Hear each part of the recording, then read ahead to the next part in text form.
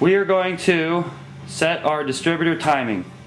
We have already installed new timing belts, and the procedure I'm about to describe pertains to you if you had at all removed the distributor.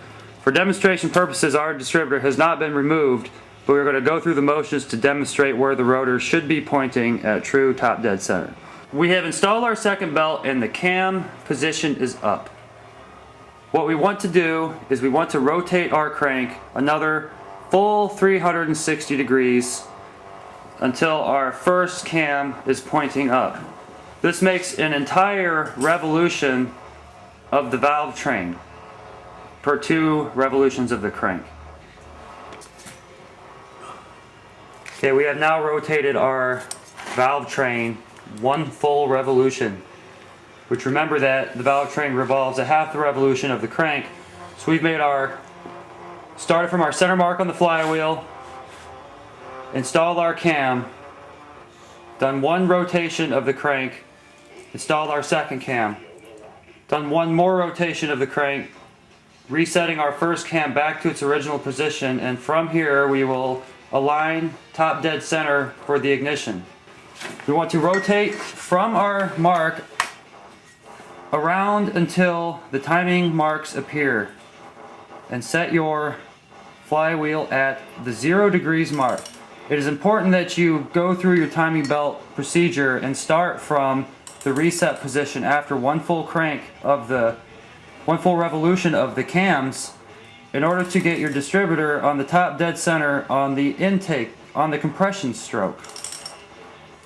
If you do this randomly, you run the risk of running your distributor at the exhaust stroke instead of the compression stroke, and therefore your distributor will be 180 degrees off. Now that we have our 0 degrees mark going after almost a full revolution, our distributor is now at the number 1 position of the cap. The number 1 position of the cap is to the right of the screw or clip, depending on if you have a mechanical or optical distributor and the year of your Subaru. And the rotor will be pointing at the hill holder in the car or the master cylinder. If we line up the cap to the distributor, you will see that it is pointing at the number 1 spark plug wire, which is here. There you have it, boys and girls. When we rotate our crankshaft in the appropriate direction, the distributor rotates counterclockwise. It fires from cylinder number 1, 3, 2, 4. Cylinder number 1 is on. In the USA would be the passenger side of the engine, also would be the right side of the car from the car's orientation. Number 1 cylinder, and then number 3 immediately behind it here.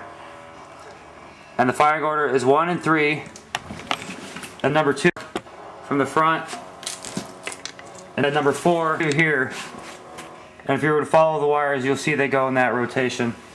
That is our firing order for the Subaru E82 engine.